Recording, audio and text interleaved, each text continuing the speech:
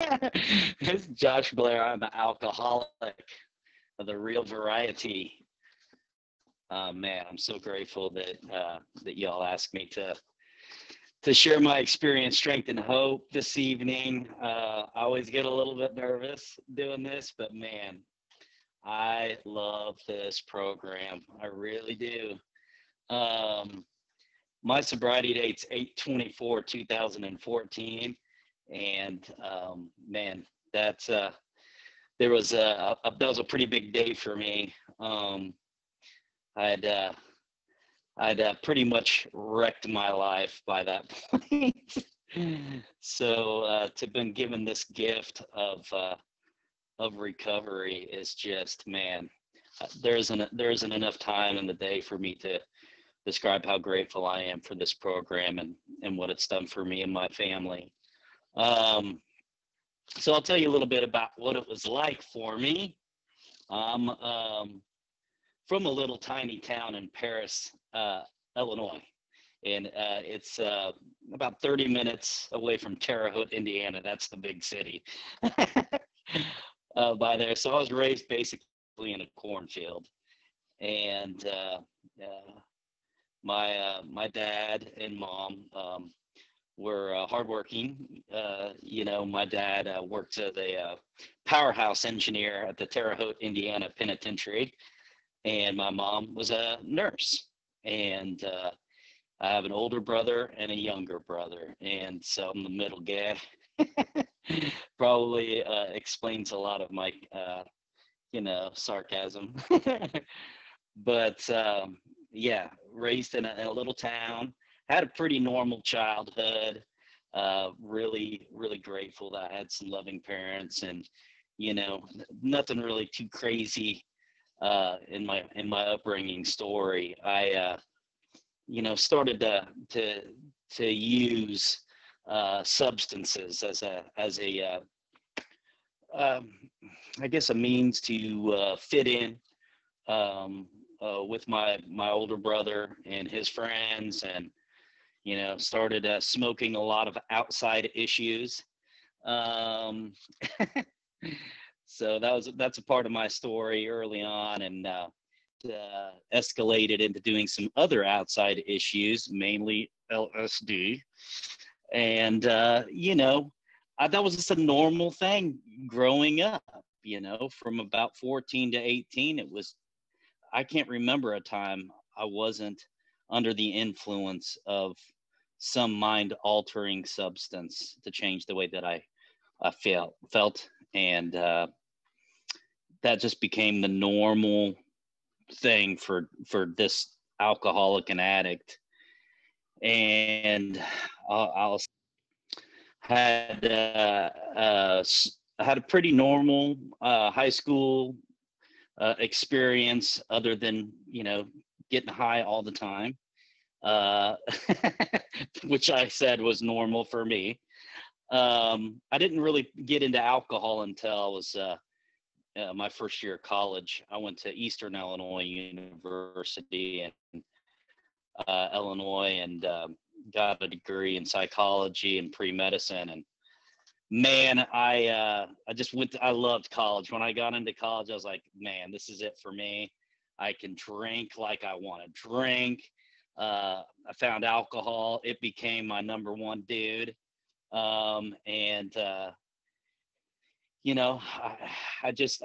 hung out with people who drank and drugged exactly like me or worse. I always had to have at least two of my close companion drinkers who were a little worse off for me, so I could have a comparison that if I ever got that bad, I'd set it down. Oh man. The consequences started to get a little thick for me. When I was 20, I got my first Dewey. That's what we call them in Illinois, Deweys. I got my first DUI, and I got introduced to this program at that time. However, I was just getting started with my drinking. I just found the solution to all of my problems when I got over to college. And if I was studying, I had a beer in my hand. It brought me ease and comfort. It worked. Until it didn't. Obviously, that is the story for this drunk. And um, so yeah, couldn't relate, couldn't identify, wasn't about to, was nowhere near taking step one. Let's say that. I still had in my mind some sort of drug, and even though since 14 I hadn't been able to put any to experience life on life terms. Um, so anyway, I skated through the DUI stuff, paid the fines, did the community service, worked at a little monkey zoo for my community service. It was actually just kind of a joke, and never once considered stopping. I took my first job out of undergraduate, working as a residential site manager, helping out mentally disabled people. And here I am, the good Samaritan, the big shot good Samaritan who's, helping people out during the day and getting drunk as get out at night. Of course, that landed me in some trouble. Didn't show up, showed up hungover, got fired from that job, blamed it on the boss, of course.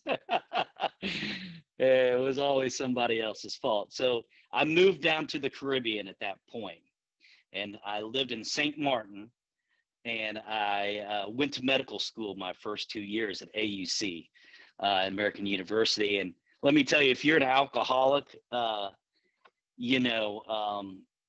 is like Shangri-La for alcoholic like me. I mean, you could bet your butt. I basically, you get a beer for $1.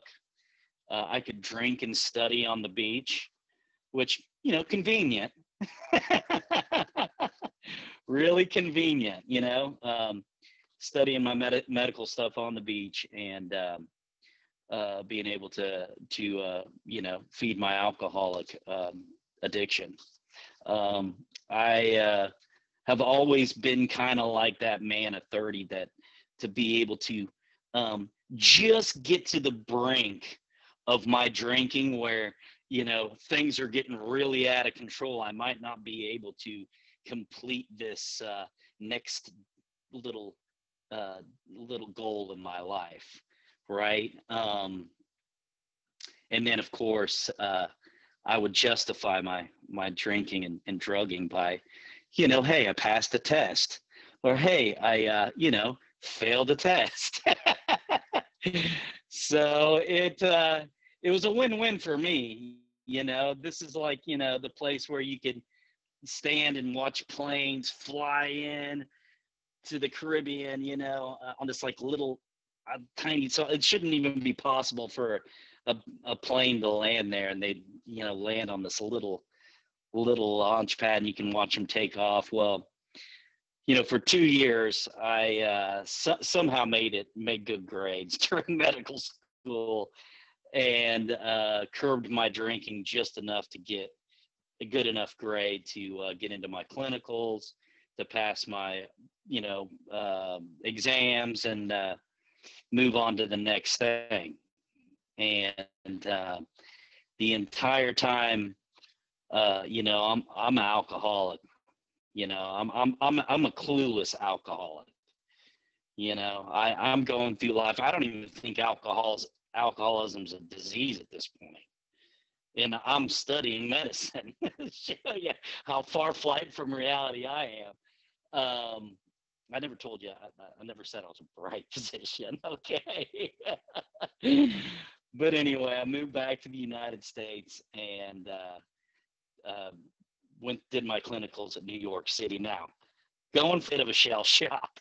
It was a little bit of a change of pace, and man, I was miserable during that time. I remember I didn't know one single person when I moved to New York City.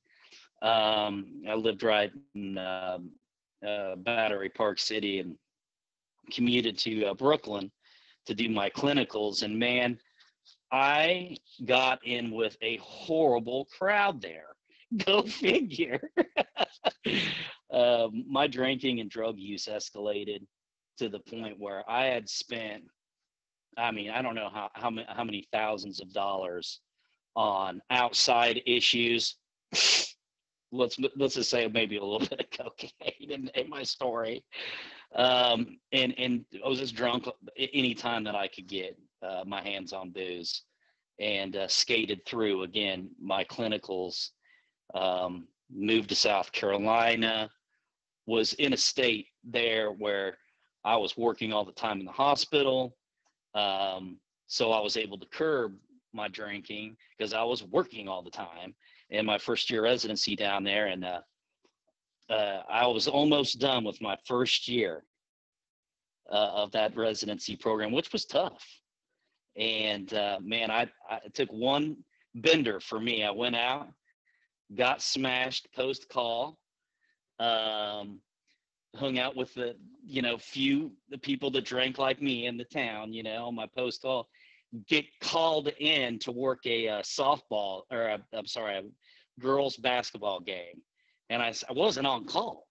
I wasn't on call. They called me in though to work the game. And I was like, man, I can't do it. I got the flu, lied. And he's like, if you got the flu, well then, let me come check you out. And I was like, dude, I'm a doctor. I know when I've got the flu. I'm not coming in. And so the next day I found myself in the office, and they were giving me the option, you can resign, or we're gonna fire you. And that was an easy solution. I couldn't wait to get out of there anyway. So another blown opportunity thanks to my alcoholism and drug addiction, untreated, let's say that. Fast forward 2 years, I was basically homeless, living sparsely on people's couches in Louisville, Kentucky. I moved because my mom was letting me sleep in her basement. So here I am. I'm 28 years old. I'm a doctor, and I'm living in my mother's basement. Like, my life was unmanageable, guys. It was unmanageable, and I didn't care. Okay, I just wanted everyone to leave me alone and let me do what I wanted to do. I didn't want to have to pay on my student loans. I didn't want, I didn't want to have to deal with all the bull crap anymore. So my best thinking for 2 years was playing a hippie band, right? And just like, living these sordid places, flea infested holes, basements, that sort of thing was looking really nice to me. That was a nice night out, and that became a normal thing for me for 2 years. And of course, this is a progressive illness. As you can imagine, things got worse. I somehow managed to scraggle my way into a residency program in Louisville. It's the only place I applied. It was either that or join the Rainbow family and live out in the woods. I was almost about to do that, and leave my dad with $250,000 in student loan debt. That would have been that was where my mind was going with it. And I'm just grateful that I did get an opportunity to finish my residency. Again, here we go. We got the goal to do. Let's put the alcoholism on the back burner a little bit. Let's not do XYZ things because, I can't get up and do the thing.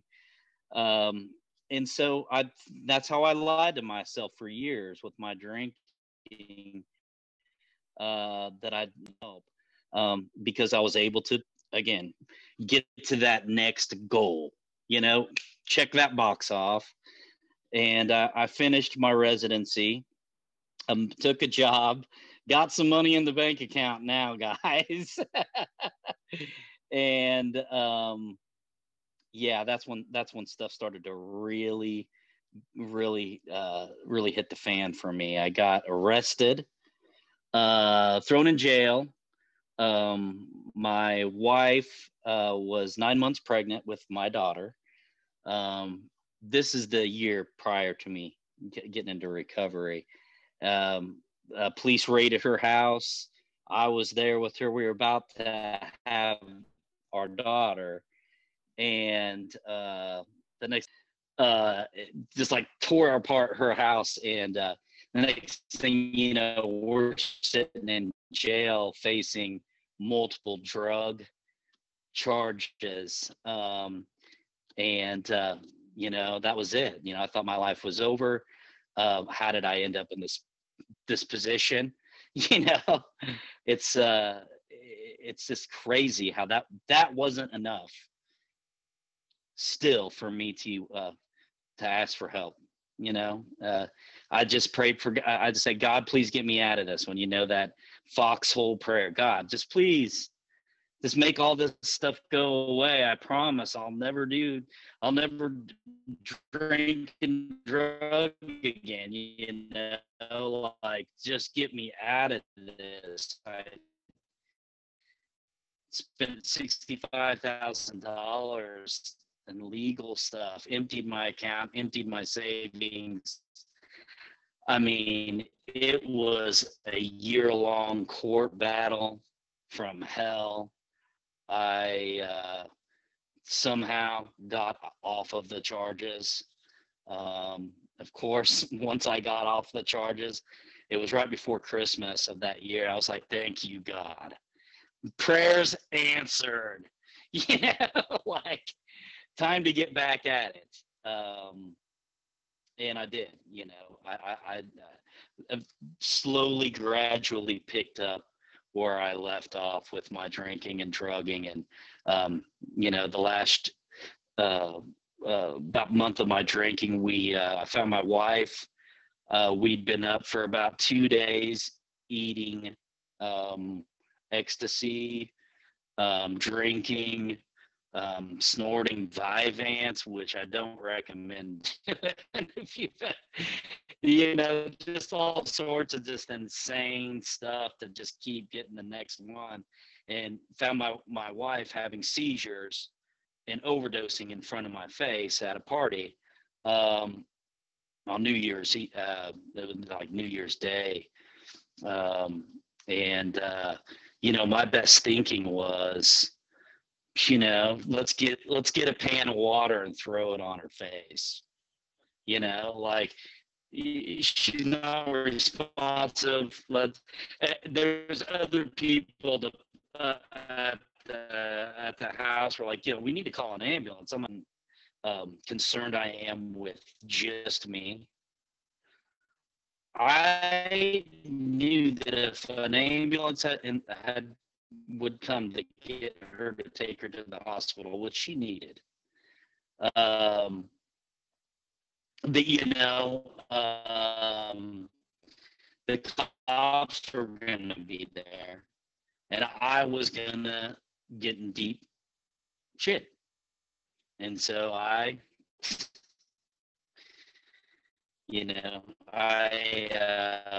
decided to handle the situation on my own, and thankfully I was able to revive. I would like to sit here and wasn't even enough.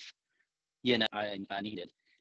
We ended up seeing our daughter, and know what it was, but I had a good idea that I was going to need some help. So the next thing I know, the medical board is calling. They're saying, "Yo, you need to come in for a hair test." I'm like, no, it was an evaluation, but I knew it meant like a hair test. So I'm thinking, oh man, I'm in some deep crap now. They sent me down to over to Louisville from where I was at in Western Kentucky. Tested my hair, and of course there was some residue of drugs in my beard, and I was like, man, this is it. I was mandated to a 90-day treatment in Gainesville, Florida. And I'm just so grateful. That's when the game started changing for me. That's when I knew that I was moving in the right direction, even though it was like at the time the worst thing that had ever possibly happened to me. I was, I was really filled with guilt, shame, and remorse. And, that after that last year though of drinking and drugging, it really had me to the point where I had so many consequences that it was undeniable that I had a major problem, and the major problem was me. And so, when I got to you all back in 2014, and I found out that I was going to be doing a 90-day. Before that, they're like, "Hey, you got to go on and get the second confirmatory drug test," right? So I'm like, I go to the alpaca farm in Lexington because I'm insane. And I get this professional glue online, right? And I'm like gonna shave all the hair off my body and glue alpaca hair so I can beat the game down in Gainesville and get on back to the music festival circuit and continue on my merry way, Thankfully, my higher power had other plans for me. And, they looked right past that. But I will not forget. I hope not to forget, being in that hotel room across from the Florida Recovery Center in Gainesville and cutting the hair off my arm with my 2-year-old daughter in the next room, just taking her first steps, and here I am in this state, like my whole future is about to be going down. And I wanted to kill myself, but I'm a chicken. I'm not going to sit here and say that I actually tried to kill myself or anything like that, but I really could not stand the person in the mirror anymore. I was over it. I was over the Josh Blair game. And that's when, I could really start feeling my higher power, because when I accepted, I finally was like, okay, you just tell me what I need to do to get my life straightened up. I'll do anything at this point. It just felt so good. I could feel my higher power at that time. God, presented himself to me in a physical way, and I can't explain it, but it was like the weight of the world was taken off my shoulders at that time. And that's when I started sitting my butt down and taking this. I got a sponsor. He took me through this book and these 12 steps. My sponsor, his name was Johnny Tatum, and he wouldn't mind me sharing his anonymity. I know we were talking about that this morning, but he loves the program as much as I do, and he helps a lot of people out in this program. And his sponsor was Dr. Bob. So he made sure to share that with me. Anyway, this program has really rocketed me into another dimension of existence. I was a miserable individual, with or without drugs and alcohol. I was very, very just disconnected. Disconnected is the word. I was living in with a lot of fear, a lot of self-centered fear and ego and all the stuff, all those character defects, man, they were just smashing me. And I'm just so grateful that this program said, it's okay. You have a disease that's centered in your mind. It's an obsessive compulsive disorder. The doctor's opinion, Silkworth talks about it, and man, it just hit home. It's a physical allergy. It's an abnormal reaction. I'm bodily and mentally different than someone who's not an alcoholic or addict. I had to 100% come to get down with that fact about myself was, hey, my mom, a great example. She can have a glass of wine. She can have, a beer or two and quit. And I'm like, what is wrong with you? Like, this is when we begin. And anyway, it just made sense. I'm like, okay, so this is an actual real deal disease that I have. And I need to treat this thing on a daily basis. And here's how I do it. Oh, yeah. By the way, not only do you have an obsessive compulsive disorder and a physical allergy, you're spiritually sick. Now, I'm like, what? You got a spiritual illness? Yeah, here we go. Here's the 12 steps that I knew that I was going to rocket me right into a religious program. I had such a closed mind, y'all. I had no idea that what you all were presenting to me was not only a life-saving and life-changing deal, but it was the key to a happy, joyous, and free life. And man, I tell you what, it just keeps on getting better and better and better. I remember, the thing I love most about Johnny was he got me right into this book and took me right through these steps. I remember it like it was yesterday, because it was that impactful. He had something that I wanted, and that, was a light in his eye that I could connect with. And he just had something, wasn't anything I'd ever seen before. I just wanted it, and being the alcoholic that I am, I'm grateful that I at least have that sort of drive and zeal, to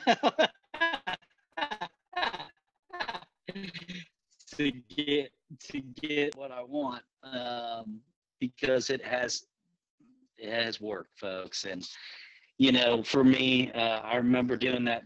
I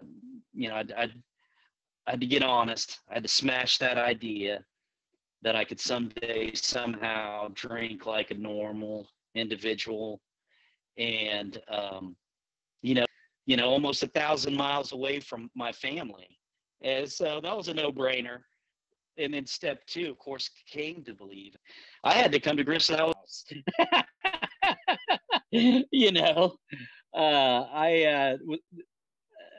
The track record was insanity. Okay. I was full flight from reality. But the good news was, then I could make a decision to turn my life and my will over to the care of God as I understood him, which means I get to make my own conception of my higher power. That's awesome.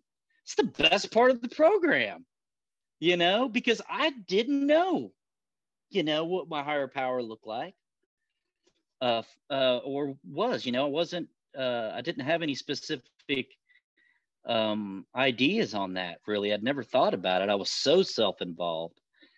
And factual science, but I love how you put it, Jay, is make that list out to what you want your higher power to be, those traits, and then turn your life and will over to that.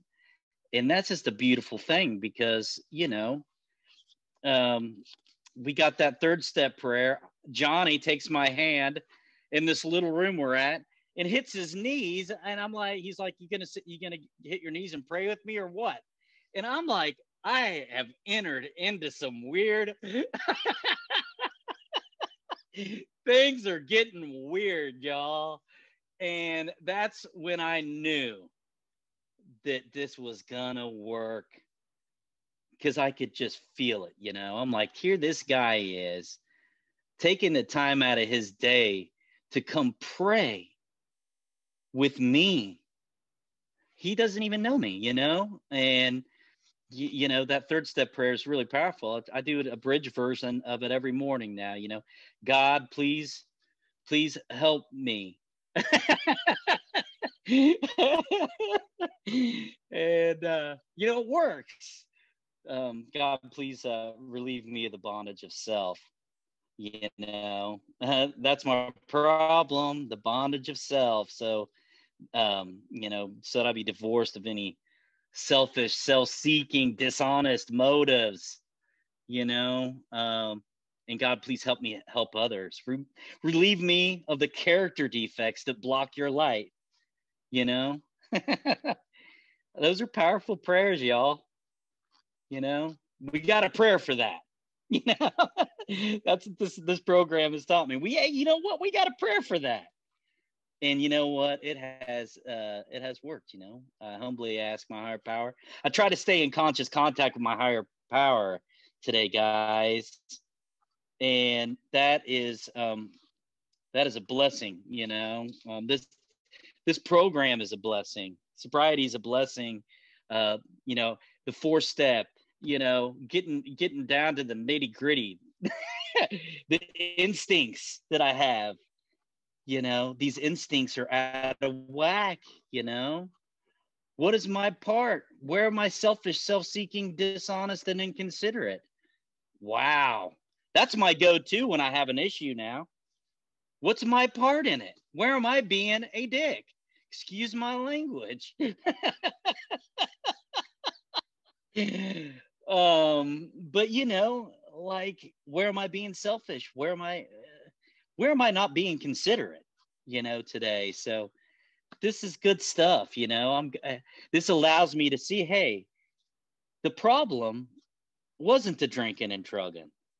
It was me thinking I was running the show, and my character defects, were the problem. I lack character. There's an awesome line in a Quentin Tarantino movie, and I think it may be Pulp Fiction, but he's like, just because you are a character doesn't mean you have character. And that hit home for me, because I'm like, yeah, that one. So this program has been a character building exercise. That's where I'm at in my development. I'm grateful to have shared that with another individual. I shared it with Johnny in the treatment center, my first 4-step, and immediately that obsession was removed once I went home and I took the book off the shelf and I, opened to the page, where it had the, was it 76? Yeah. My Creator, I am now willing that you should have all of me, good and bad. I pray that you now remove from me every single defect of character which stands in the way of my usefulness to you and my fellows. Grant me the strength as I go out from here to do your bidding. Amen. I know that is the 7th step, but taking the book down and reviewing, the 5th step, and just seeing, the exact where I was selfish in all these resentments that I had, against my dad and my brothers and yada yada yada. I had a big part in all this, and I had to make amends for that. And I'm grateful that I had a sponsor to show me how to clear up my past, because I had this grand scheme of how I was going to do it.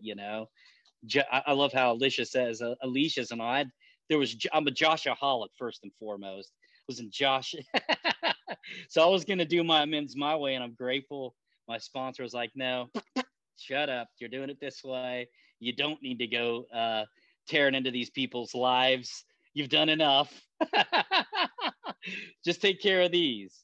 And the living amends are huge for me. You know, today, the best thing that I can do is not put another one in me. You know, that's the best thing I can do as far as a living amends goes to my family, is not putting another one in me just for today, and continuing to work this program as best I can to continue to grow in this program, because, you know, it is the real deal, y'all. Anyway, I know they also call me the Rambler.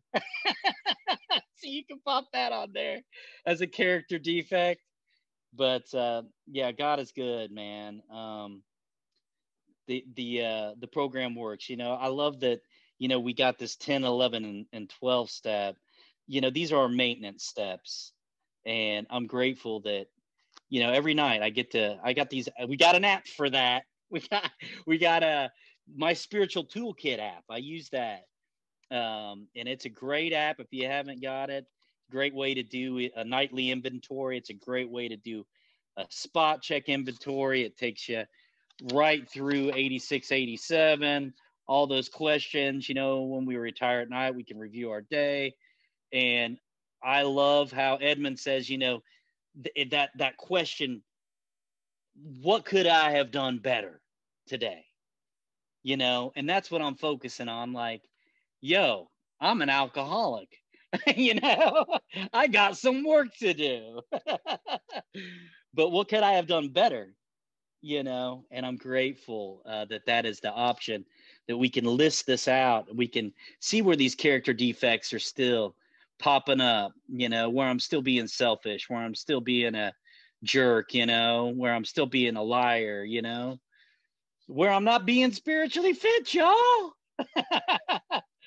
So, yeah, I'm so grateful for this program, and that it's progress, not perfection. It's all these little sayings that help me get by throughout the day, because, you know, when it comes down to it, man, I'm one sip away from being right back there in 2014. And I tell you what, I don't want to go back to 2014. Okay. Life is too good today. This group, you know, the meditation, the joy that it brings me every morning. It's been a game changer for my sobriety.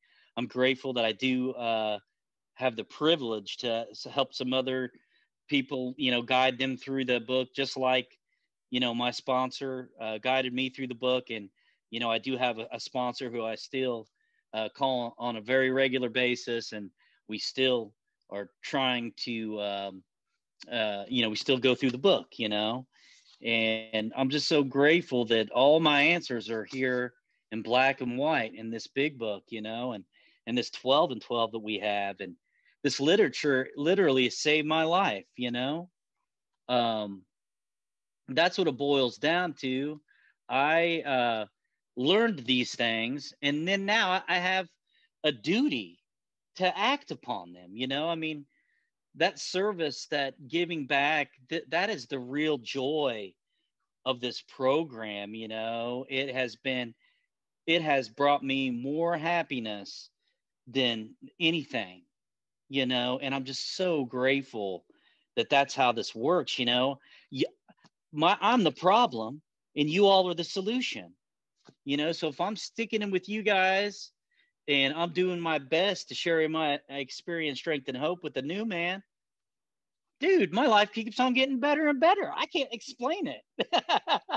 But I know that it works, because it tells me on page 89 that nothing so much assures immunity from the drink than an intensive work with another alcoholic. And man, this is the real deal. So if you're joining us and you're coming back or new, or heck, maybe you just kind of hit a wall on your sobriety, I have done that, you know, and I had to realize that I have a disease that's on me when I wake up in the morning.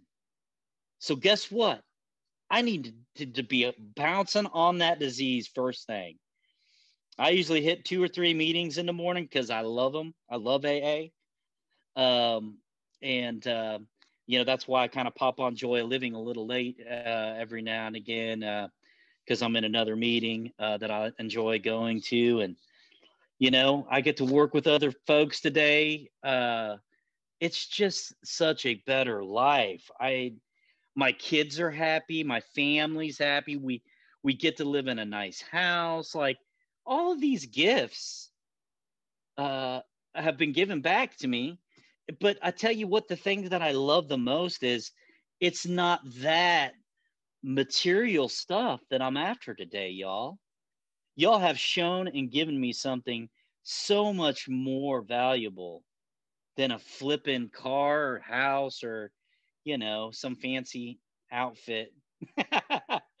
You've given me a lot of joy and peace, and I just love the heck out of all you guys. Thank you for being there for me, and thanks for letting me ramble on for as long as I've rambled. I love you guys.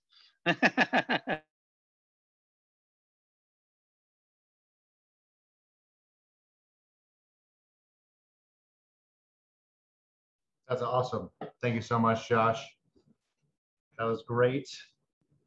I appreciated every part of that share. I didn't even consider it rambling. Very well done. So at this point, if you would like to, you can raise your virtual hand and you can either share a little bit about something Josh shared about, or you can ask Josh a question and hopefully he'll be gracious enough to respond. So Josh, one thing that I'm kind of curious about is what's it like for you as a sponsor, if you have some sponsees, and do you kind of follow the same path that you were brought through?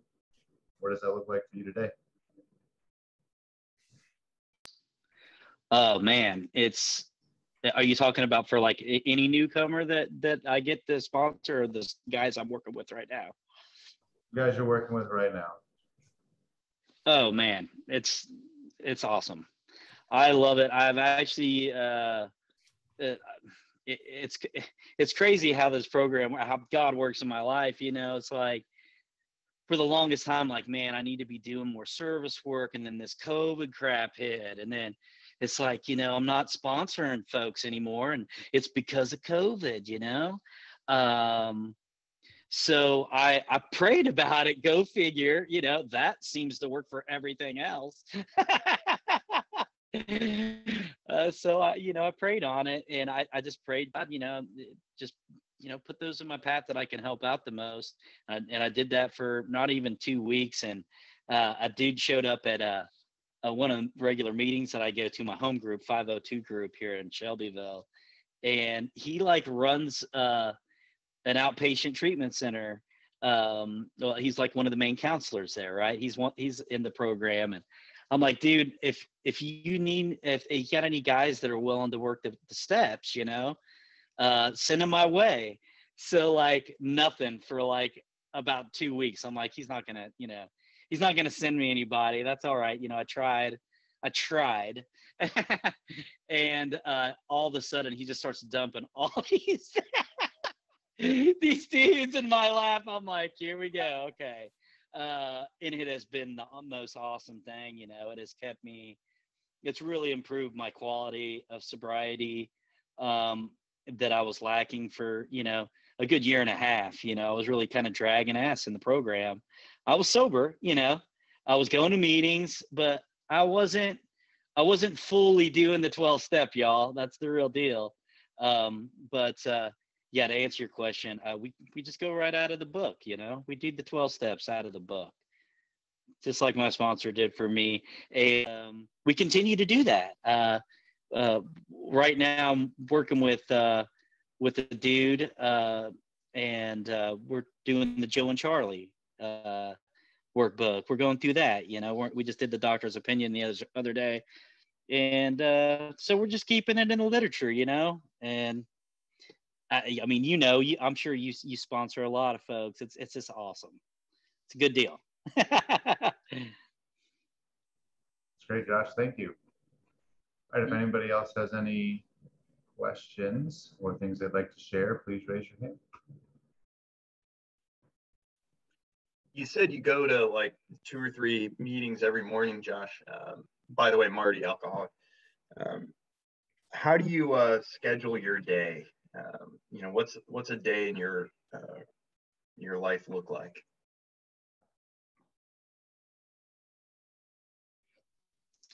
Okay. Well, I get up usually about 6 a.m.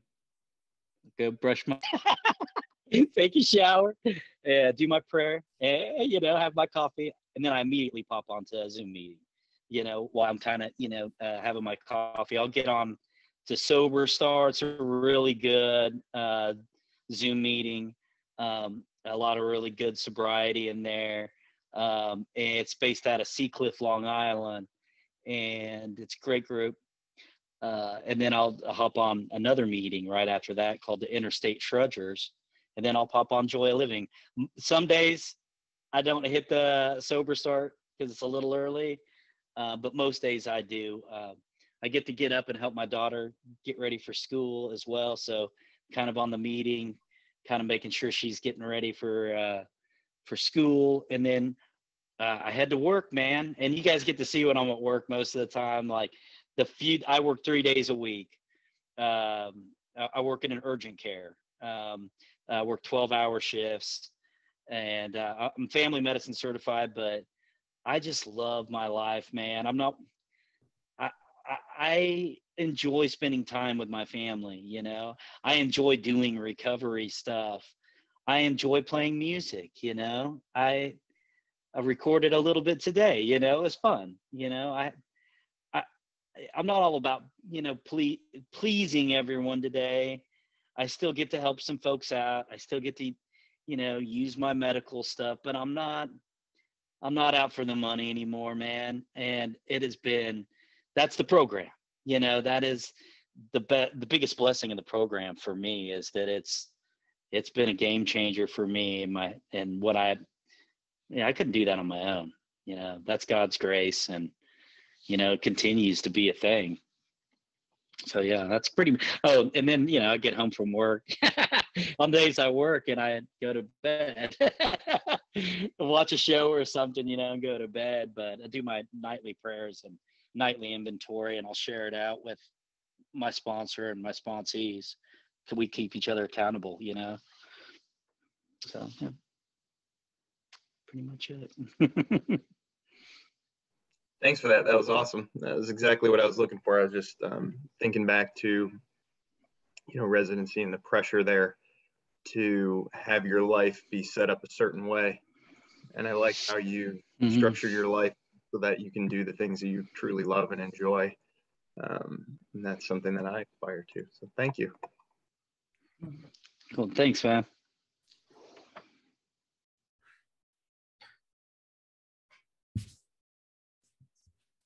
Veronica. Hey everyone, I'm Veronica, I'm an alcoholic. Josh, thank you so much for sharing your story. It's so great to have you part of our meeting, and you bring such great energy and enthusiasm to my mornings, at least. I wanted to ask, you've mentioned a little bit about step 10 and 11 in regards to the My Spiritual Toolkit and, praying at some moments, but I was wondering if you could speak a little bit more toward your, how you incorporate prayer and meditation throughout the day and different practices that you might use to have better conscious contact of the God of your understanding. Oh, right. Yeah. So I love crystals. I am a little bit of a crystal, let's say freak. I'll say the word. I love meditating. I use these headphones, and I'll usually put on some sort of frequencies, binaural frequencies, Reiki stuff, that keeps me physically in contact with my higher power. You know what I'm saying?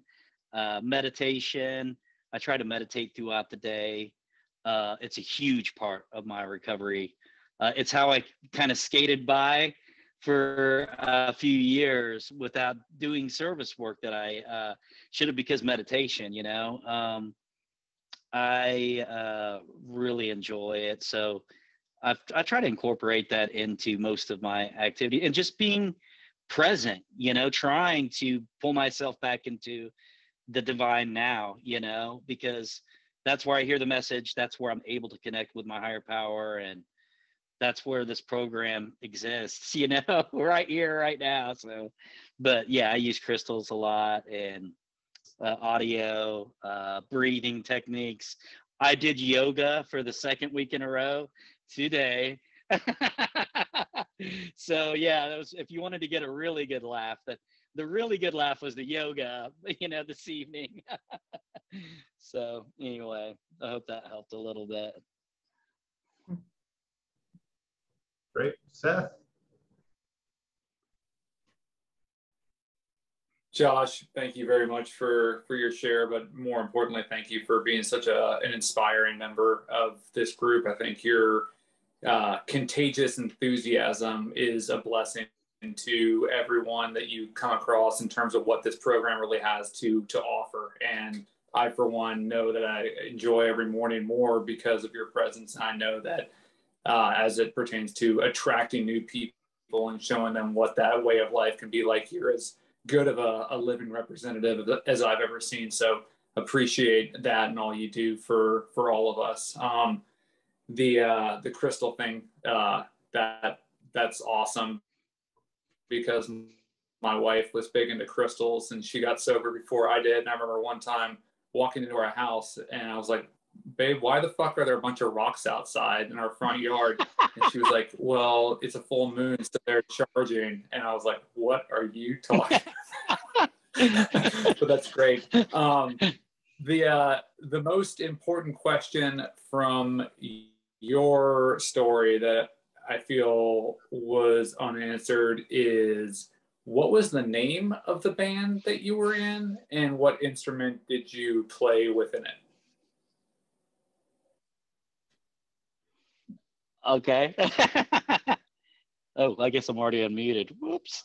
Yeah, and the name of the band is called Vessel. Like, my body is a vessel. And I play the acoustic guitar. I'm a flat picker. I play bluegrass and stuff like that. Yeah. I'm a flat picker wannabe. I'm learning. But yeah, I love it. Awesome. Thanks. Oh, Tony. Hey guys, I'm gonna work here. I just want to share real quick. So y'all are talking about some enthusiasm. Well, Josh is indeed my sponsor, and it's real all the time. Like, he's always like that. And I met him. I'm the one, I'm working through the steps again with him, and I met him in a meeting, and we both play music. And man, he's contagious. It's wild. Like, when I first met him, I was like, this dude's annoying. Not really annoying, but I was thinking, why is he wearing headphones during the meeting? Like, is he even listening? Then I find out he's meditates all day, and now I've got crystals around my neck. I've got headphones, listen to frequencies all day.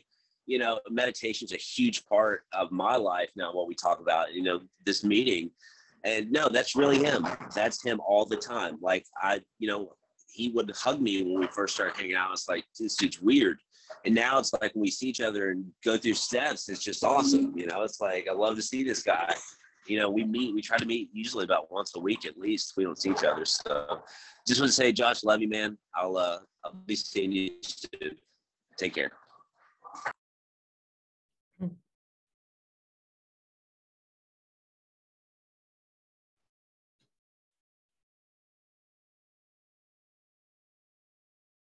Oh my God. Bruce, go ahead. Yes, my name is Bruce. I am an alcoholic. Josh, that was so awesome. I would like to ask a question. How do you deal with projecting? I struggle with my expectations and they're not being fulfilled. How do you deal with that?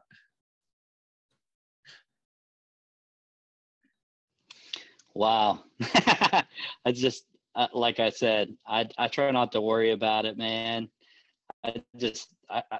If I'm praying and I'm asking, I'm turning it over, right? Mm-hmm. Then I'm assuming that what I'm gonna say is gonna be something that I'm supposed to be saying, and I'm assuming that what you're gonna be saying to me is what you're supposed to be saying. That acceptance is the key. It's how well am I gonna accept this moment, for real. That's what it's all about for me. I don't worry about projecting today. I just try to be myself, and I'm so happy. Thanks. Juliet. Hey y'all, Juliet, alcoholic.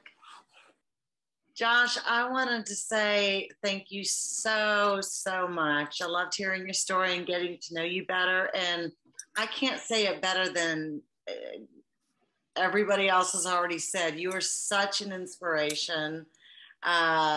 Just your enthusiasm, like they said, is contagious. And I look forward to you being in the meetings, you sharing in the meetings, and that laugh is just awesome. I love it.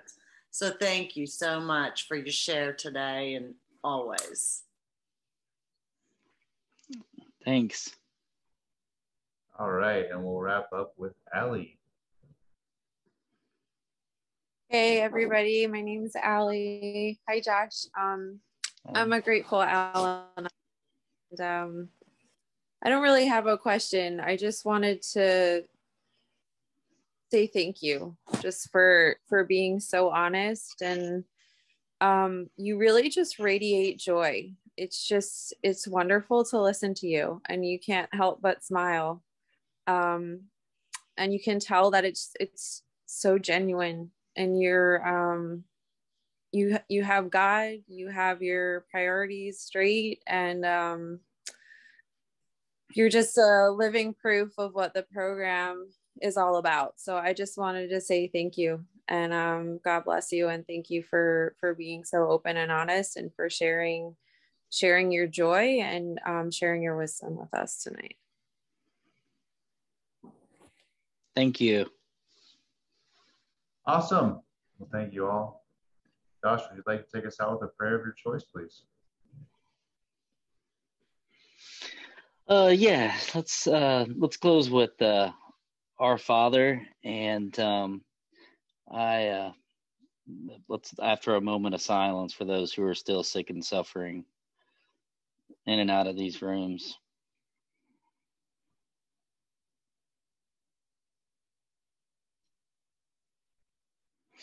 Our Father, who art in heaven, hallowed be thy name.